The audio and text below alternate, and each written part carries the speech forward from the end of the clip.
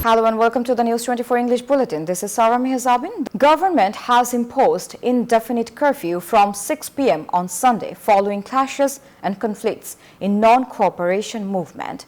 The information was disclosed in a press release of Home Ministry.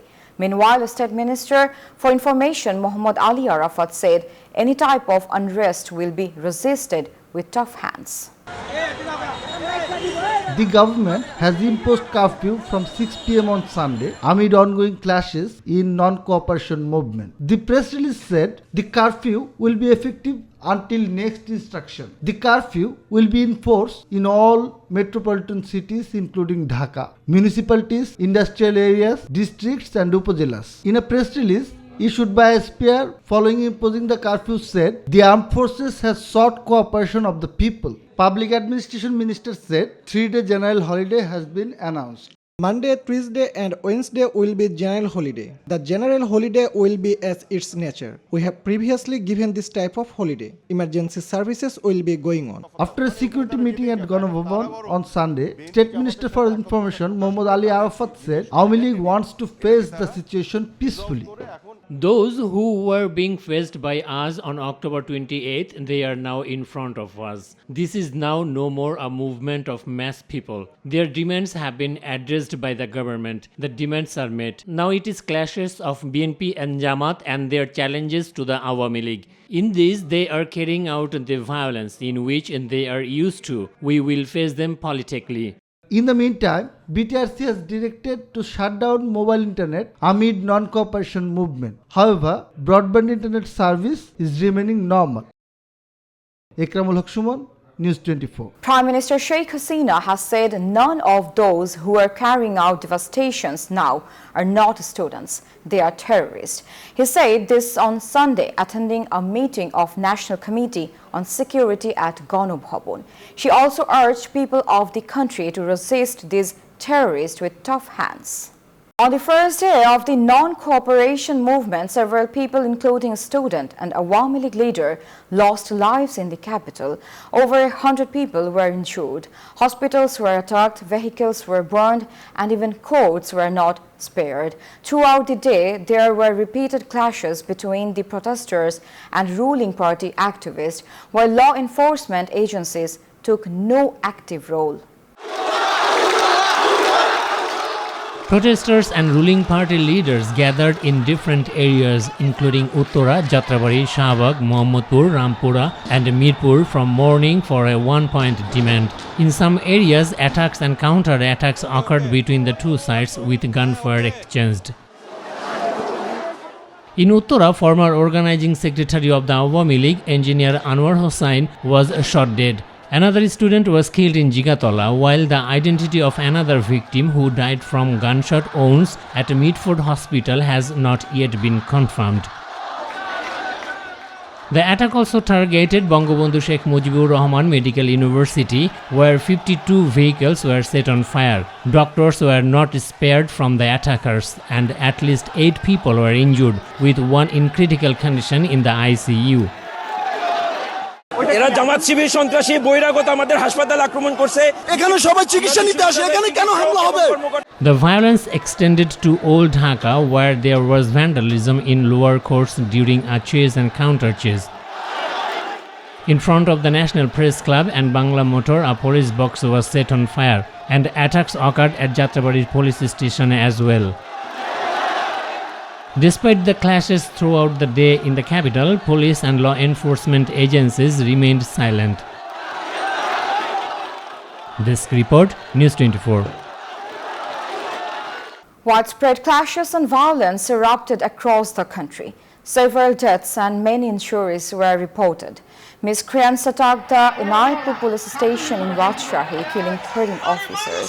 Protesters clashed with police in Munshiganj, Magura and Shunanganj. Buildings including police stations and political offices were set on fire in various locations. The Dhaka-Sylhet highway was blocked. Tensions rose in Shirajganj, Rajshahi and Borishal with attacks on the homes of MPs and Awami League officers.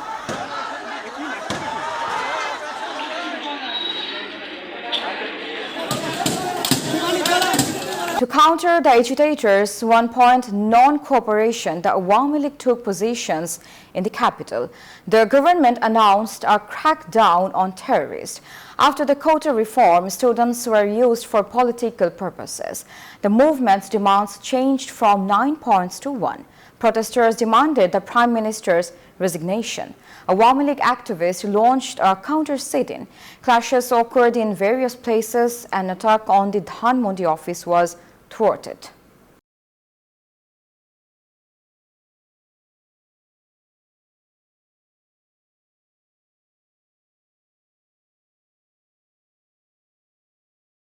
BNP Secretary General Mirza Fakhrul Islam Alamgir has called on party leaders and activists to join the movement. The armed forces were urged to stay with the people.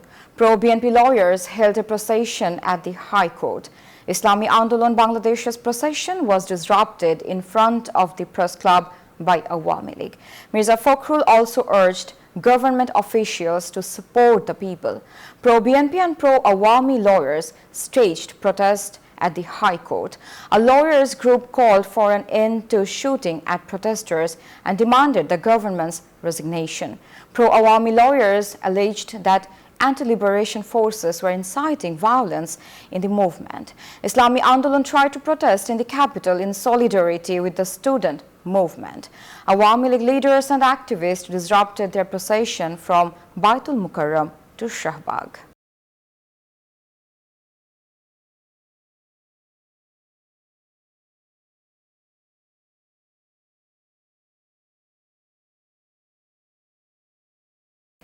The High Court has rejected a writ petition calling for a ban on law enforcers opening direct fire on protesters amid nationwide demonstrations.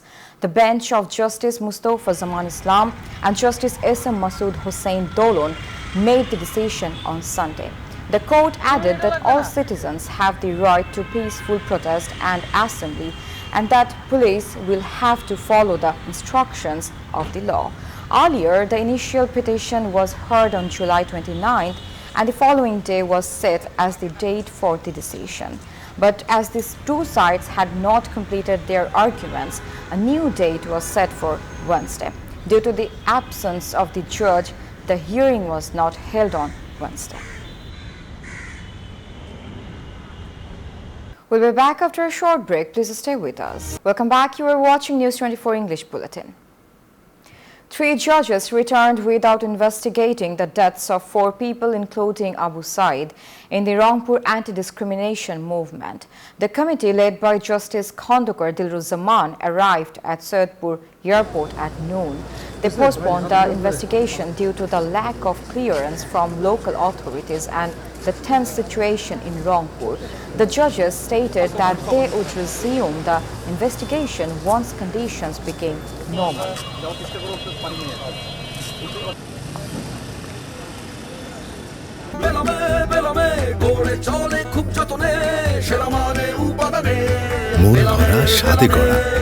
New Cemetery, excellence in quality. Ex-military officers have called for the military to return to their camps.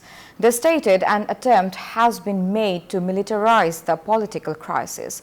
Former Army Chief Iqbal Karim Bhuiya made these remarks on behalf of retired personnel at a press conference at the Rawa Club in the city. The conference addressed the current situation in the country.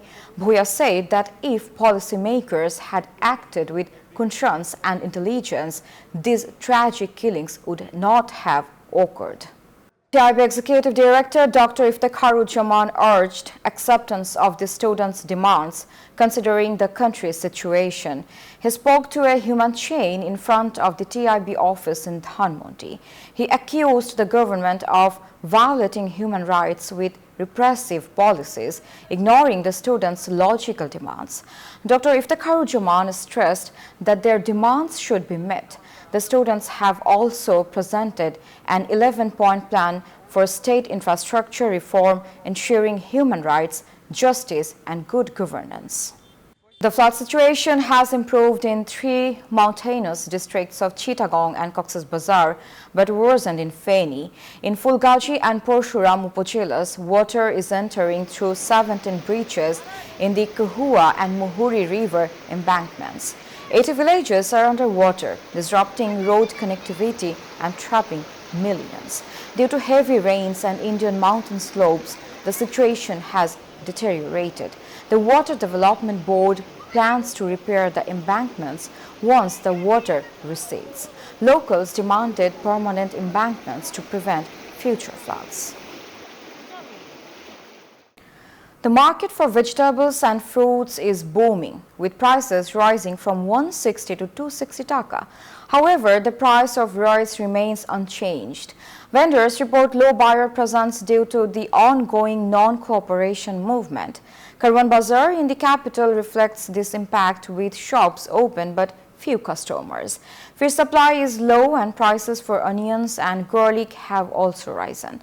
Chicken prices remain stable, with a dozen eggs selling for 145 taka.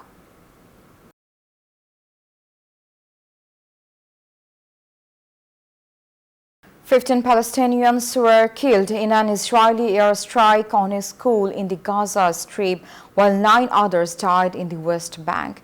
Iran announced that Hezbollah would attack deeper into Israel amid ongoing tensions. Protests continued in Israel, with demonstrators urging the government to implement the Gaza hostage release agreement or resign. On Saturday, Israel launched an airstrike that also killed a local Hamas commander.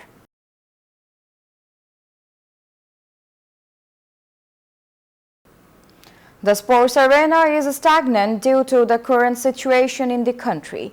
Cricket, football and other activities are suspended. The Women's World Cup in October may be threatened if conditions persist. The Tigers' training for the Pakistan series has been put on hold. The Women's T20 World Cup is scheduled for October 3 to 20 faces uncertainty. The ICC recently discussed the situation. The Bashundhara Group Senior Division Football League and all BFF activities are also suspended. That's all from the newsroom today. Thank you for watching News24. Please stay